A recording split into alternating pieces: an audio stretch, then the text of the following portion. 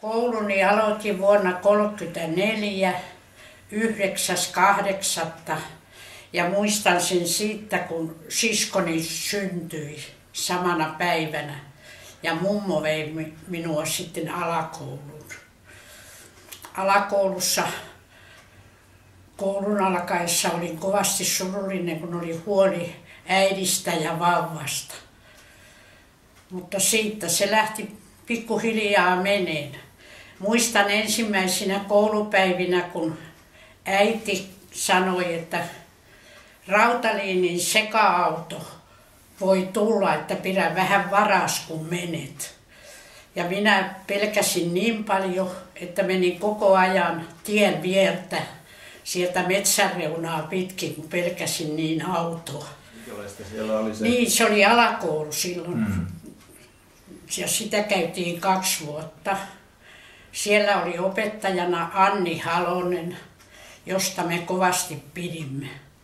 Ja sitten sattui iso juttu, kun minä en tiennyt, että minä näin niin huonosti. Ja ihmettelin, että kun minä en mitään tietänyt, kun taululla näytettiin. Ja sitten vietiin silmälääkäriin ja sain lasit. Ja sen jälkeen alkoikin koulu sitten sujua. Alakoulusta minä en niin muista sitä, että oliko se opettaja, joka siellä sitten lämmitti. Mutta sitten kun yläkouluun mentiin, niin meillä oli järjestysvuorot. Ja järjestäjän täytyy aina tulla tuntia aikaisemmin lämmittää. Sekä sitten koulun loputtua siivoa ja kantaa puut aamuksi valmiina. Siellä oli 2 kaminaa, jotka lämmitettiin. Ja kouluruokailua ei ollut. Me oltiin evästä. Evänä oli maitopullo ja leipää. Välillä siihen äiti laittoi siihen voita. Ja sitten toisina päivinä paistetun sianlihasiivun. Meinasin kädellä näyttää.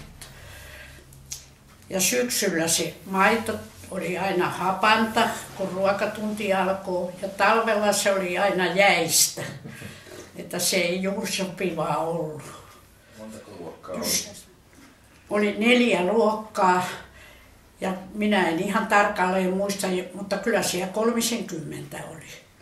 Ja siinä oli 4 eri luokkaa. Että 2 teki aina kirjoitustehtäviä ja toiset 2 sitten oli tämmöistä, että luettiin tai opettaja opetti. Mutta kyllä se vaan siinä ihmeellisesti meni. Että niin, välitunnilla pelattiin semmoista peliä kuin Kuninkasta. Ja koulukiusaamisesta en oikein paljon. Sen muistan, että kun minä olin ainoa, kellä oli silmälasit, niin minua kiusattiin Haara Jutilan brillipääksi. Kouluajalta?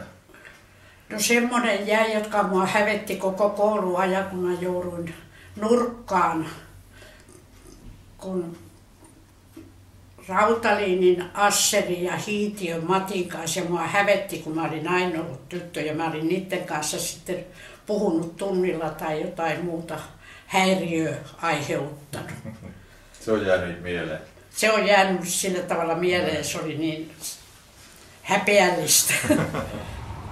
52 aloin koulun. Mä tulin Sarkolasta. Isä osti täältä tila 49 ja tämä oli sellainen niin kuin uusi Tottijärviläinen. Koulun aloin, mutta kyllä Tottijärvellä hyvin koulua lähti menee. Niin kuin päivät muutenkin. Ja se oli Sireniltä raja, niin olisi kuuluttu Sorvan kouluun, koska Sorvan kylässä oltiin ja Sorvan koulu oli sitten suurin piirtein saman matkan takana. Niin sen takia mun veljet laitettiin sinne Sorvan kouluun. Niin ne joutuvat niin kovaan kiusaukseen siellä, että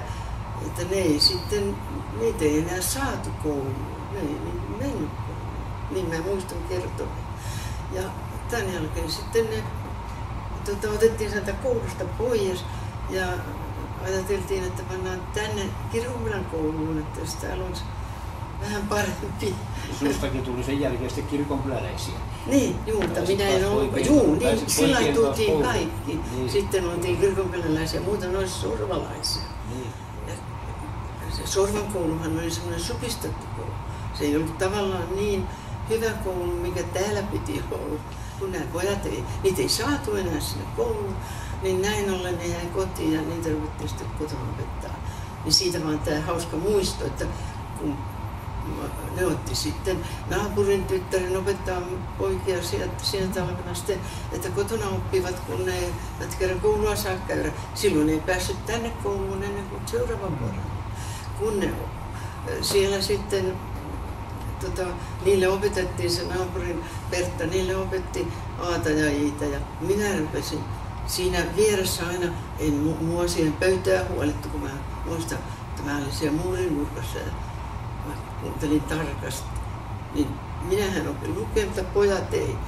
Niillä oli yhtä ankeita taas kouluun. Niin, silloin oli se työ niin kuin semmoinen, se oli ajankulu ja kaikki. Sitä oli sitä semmoista niin kuin leikkiä, milloin kaivettiin kaivoa ja milloin mitäkin, että se koulu oli semmoinen niin kuin välttämätön pakko siinä. Mutta että käydähän sitä tarvitsi totta kai ja hyviä kavereita oli ja muuta, mutta että niin kuin sitä, se semmoinen leikki, niin se oli niin kuin mielestäni niin paljon pitempää lapsella, mitä se on niin kuin tänä päivänä. Sitä elettiin niin kuin sitä arkista elämää niissä leikeissänsä. Mutta kyllä mäkin olen sitä imehrellystä, että kyllä mä lukeen opin jotenkin. Kertotaulu ei oikein ole vieläkään kunnossa.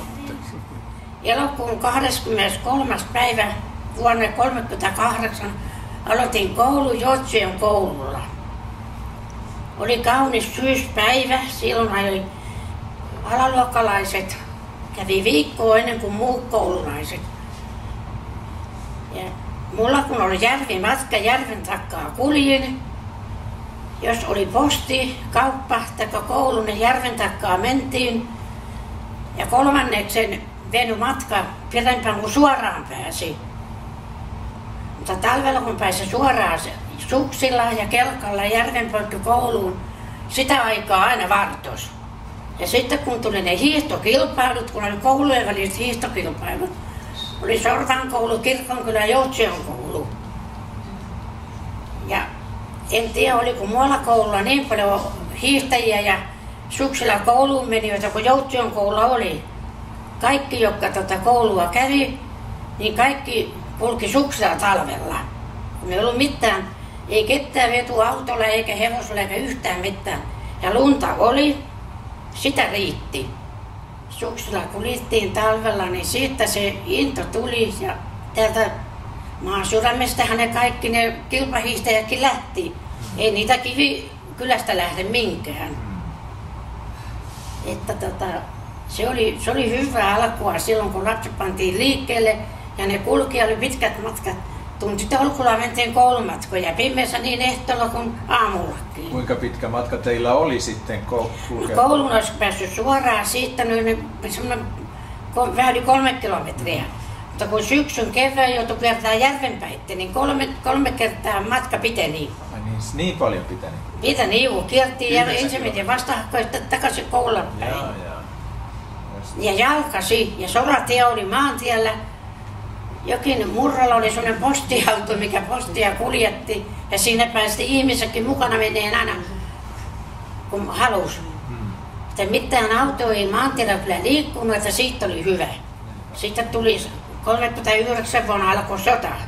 Ja sitten koulussakin monta kertaa kun oltiin, niin juostiin välitunnilla, kun hälytys tuli ja nähtiin, kun lentokoneet meni Tampereelle pommittaa, niin me ulos ja mentiin koulun kellariin. Ja sitten kun tultiin kotiin, niin muistan senkin hetken hyvin, kun meitä oli 3 siinä oli Järvensuun lapset ja oli Otonkorven lapsiakin mukana. Niin oltiin järven sellällä, niin lentokoneet meni pommittaan Tamperetta. Ja me heitettiin pitkäksemme järven jäälle ja katselimme, kun lentokoneet meni siellä.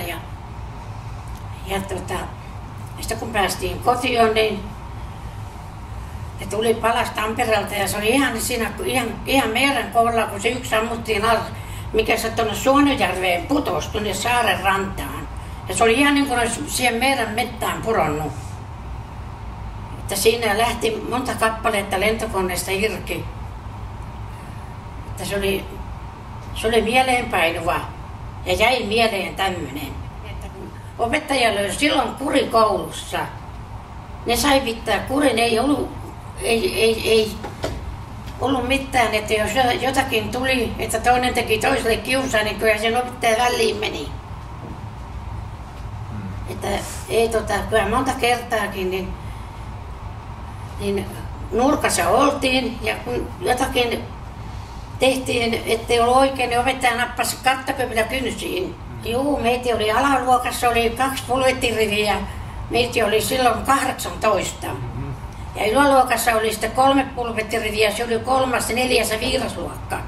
Kuinka paljon yhteensä sitten koulussa mahtaa Niitä olla? oli miten kaiken kaikkiaan, oli 48. Aha, niin paljon. Oli siihen kaiken kaikkiaan. Kyllä.